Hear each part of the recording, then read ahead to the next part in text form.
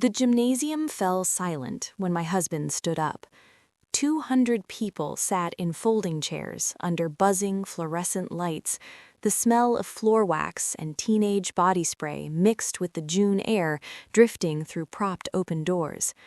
Clara had received her diploma moments earlier, class of 2024. She smiled for the camera, waved to us from the stage, her royal blue gown catching the light.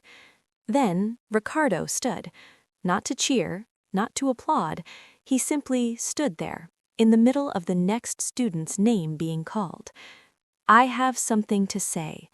His voice carried across the gymnasium with ease, confident, rehearsed, the voice of someone who had practiced this moment more than once.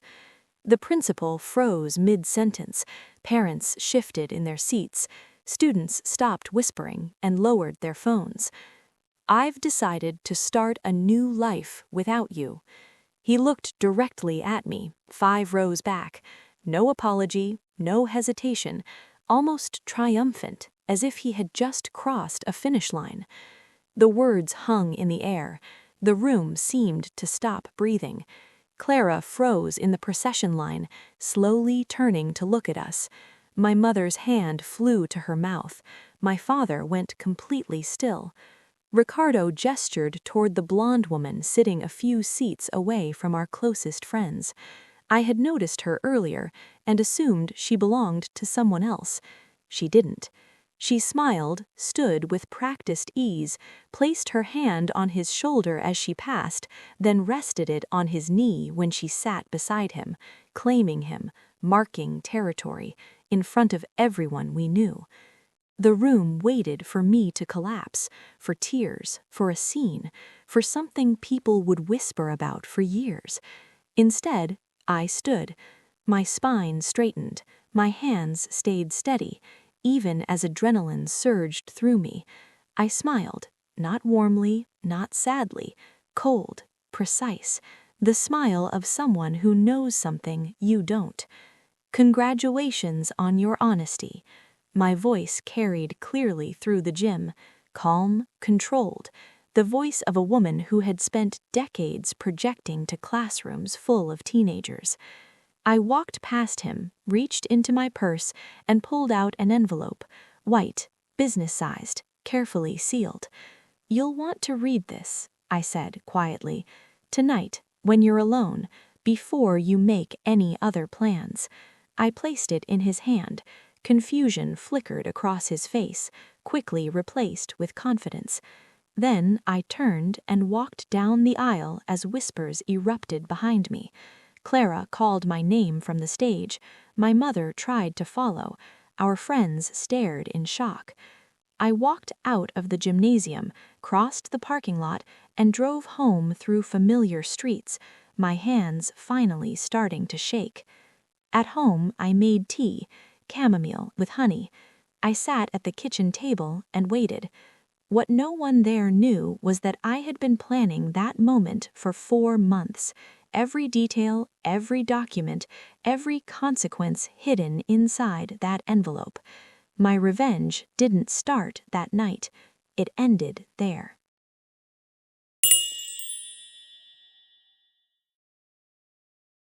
My name is Helena Silva.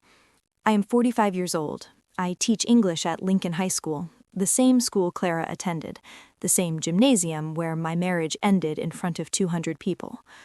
I am the mother of Clara Marie Silva, 18, preparing to leave for college in the fall, and I am still, technically, the wife of Ricardo Silva. 20 years of marriage, 20 years of building something that looked stable from the outside, a house in the suburbs, good schools, vacation photos, family dinners, the appearance of a solid life. From the inside, it had been eroding for years. People describe me as calm and organized, the kind of woman who always seems in control. They are not wrong, but that calm was learned, practiced, built over time. I married Ricardo when I was 26. He was charming then, attentive in a way that felt genuine. He noticed details and remembered them. He made me feel chosen. For a long time, we were happy. Not perfect, but real. We laughed, we planned, we built a future without questioning how fragile it was. Then things shifted. Slowly at first, missed kisses, shorter conversations, evenings that felt more logistical than intimate. I told myself it was stress, routine, a phase. But deep down, I knew something was changing. The first moment I could not ignore came on a Tuesday, March 14th, 2022, Pie Day. That afternoon, Clara and I baked an apple pie as a joke. We laughed until our sides hurt and left flour on the counter without bothering to clean it right away. Ricardo came home later than he said he would, not unusual, but he walked straight to his phone, smiled at something on the screen, and didn't notice me watching. It was a warm smile, a private one, a smile I had not seen directed at me in months. My stomach tightened. Still, I had no proof. Proof arrived 2 years later, on a cold Sunday morning in February 12, 2024. Ricardo was in the shower. His phone sat on the kitchen counter, charging, face up. It buzzed. The preview message read, "Can't wait to be done with all this. Soon. Miss you so much. Last night was perfect." It was from Alex. I unlocked the phone without thinking. His password was Clara's birthday. He had never changed it. I opened the messages and understood in a single breath that my marriage had been dead for 18 months. There were thousands of messages. Plans, hotel reservations, excuses, complaints about me, promises about a future that did not include me. Her name was Alexandra Morrison, 32 years old, marketing director, polished, confident, the kind of woman who looked carefully assembled. They met at a conference. Professional conversations turned personal. Personal became secret. Secret became permanent. I read everything, every lie, every justification, every sentence where he explained why he deserved something more. Sometimes I had to stop just to breathe, but I kept going because information is power, and I was going to need all of it. When I finished reading, something inside me did not collapse. It settled, hardened, became clear. I took screenshots of everything, organized them by date, backed them up in multiple places. Then I put his phone back exactly where he had left it. Minutes later, he came downstairs, kissed my cheek, smiled, and asked what I wanted for breakfast. "Sure," I said, my voice steady, my face calm, my mind already moving ahead of him. On Monday morning, I met with a divorce lawyer Ricardo had never heard of. Her name was Margaret Chen. Her office sat high above the city, glass walls, clean lines, everything intentional. She listened without interrupting as I laid everything out, the messages, the timeline, the proof. When I finished, she looked at me calmly and said, "This is strong." No sympathy, no judgment, just strategy. She explained what would happen next: secure my finances, document everything, prepare custody, move carefully and wait for the right moment. Graduation weekend. I left her office feeling something I hadn't felt in months: control. That night, Ricardo came home smiling, talking about Clara's future, about plans he assumed still included me. I listened, I nodded, I smiled back, because time was now on my side. The envelope took days to prepare. I worked on it in the margins of my life, during lunch breaks, after grading papers, late at night while Ricardo slept beside me, unaware. Inside were messages carefully selected, financial records, proof of deception, legal documents already filed, and a letter, clear, direct, factual. No anger, no pleading, just truth and consequence. The morning of graduation, I slipped the envelope into my purse, thin, ordinary, powerful. Ricardo believed the day belonged to him. He believed his announcement would free him. He believed I would break. I watched Clara walk across the stage, her smile bright, her future opening wide. Then Ricardo stood and spoke. I let him finish. Only then did I step into my part. That night, after I blocked his number and changed the locks, I lay awake in bed. Not crying, not shaking, just aware. Aware that the life I had lived was over. Aware that survival was no longer the goal. Now came reconstruction. The days that followed were precise. Meetings, emails, documents, court filings.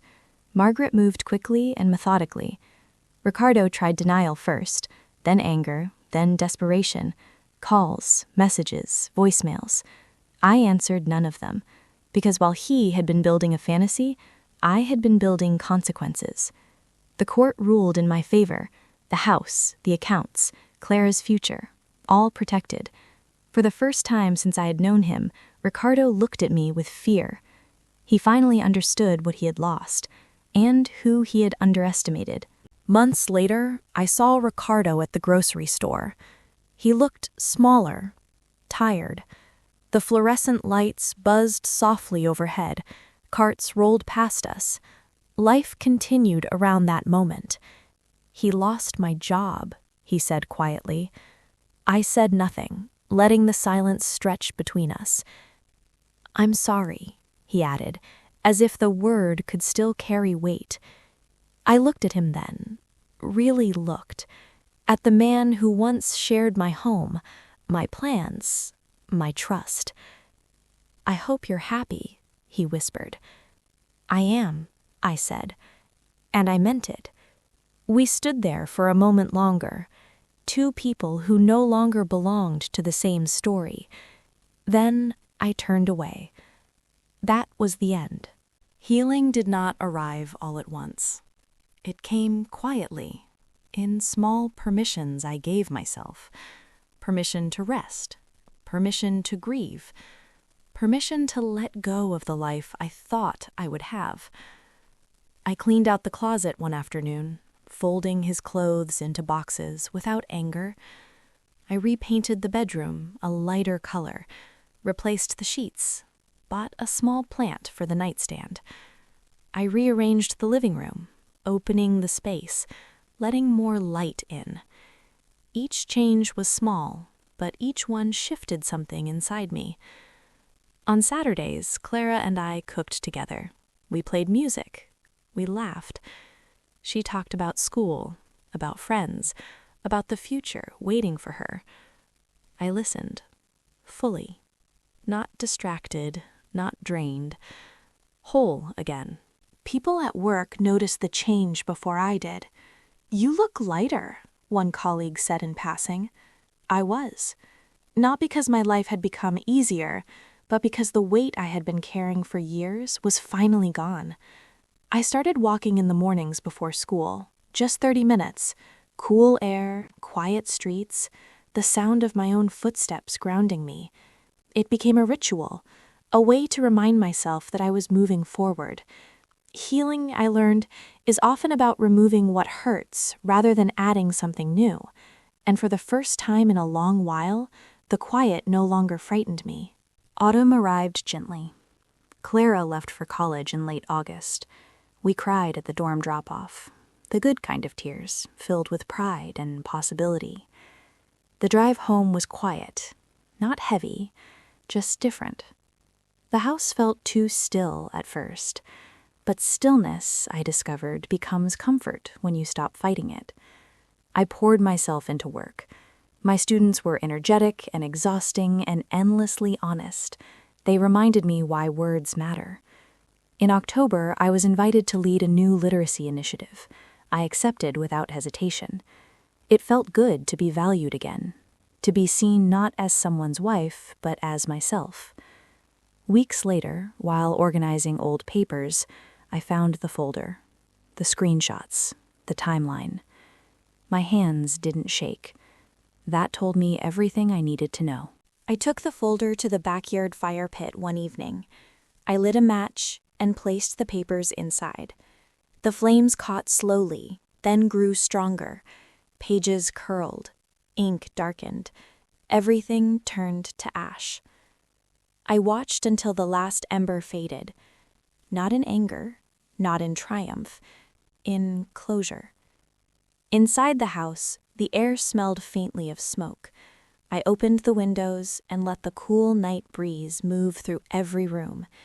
It felt like a reset, a beginning. Later that year, I attended a staff holiday gathering. I hadn't planned on staying long, but the room felt warm and unhurried. Laughter moved easily between conversations. Music played softly in the background. I stood near the refreshments when someone approached. Daniel Harper, a history teacher. Kind eyes, soft-spoken, the type of man who listens more than he speaks. "Helena," he said, smiling, "you look happy." "I am," I replied, and I realized it was true. We talked about books, about students, about nothing important at all. He made me laugh in a way that felt unexpected and easy. When the evening ended, he walked me to my car. "Would you like to get coffee sometime?" he asked. I paused, not out of uncertainty, but awareness. "Yes," I said, "I would." As I drove home, I felt something unfamiliar. Not love, not excitement, just possibility. Winter arrived quietly. Cold mornings, soft light through the kitchen window, familiar routine settling into something new. Clara came home for the holidays, carrying stories from college in a confidence I hadn't seen before. We baked cookies, watched old movies, talked late into the night. Ricardo sent a holiday card. Plain, generic, no message. I looked at it for a moment, then placed it in the recycling bin. Peace does not require acknowledgement. Daniel and I met for coffee a few times, then dinner, then long walks through the park as frost covered the grass. He never asked about my past, never rushed me forward. He simply showed up, steady, present, and I found myself enjoying that more than I expected. Spring brought a quiet energy with it. Magnolias bloomed along our street. Students counted down the days to summer.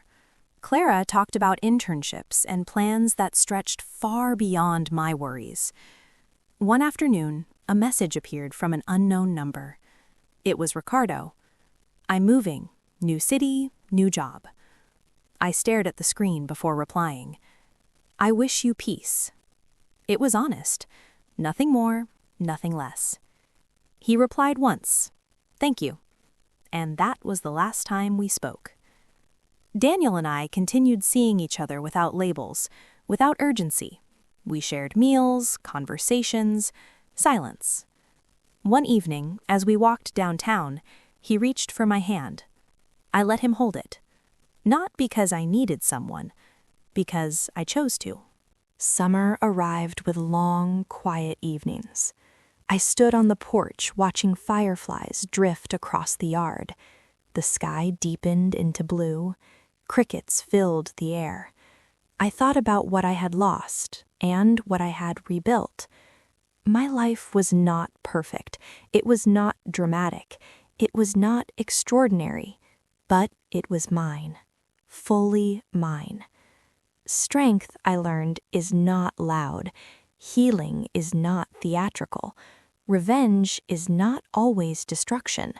Sometimes revenge is simply rebuilding a life you love, while the person who hurt you can only watch from a distance. I breathed in the warm air and felt it settle in my chest. The past no longer held me. The future no longer frightened me. And for the first time in a very long time, I felt free.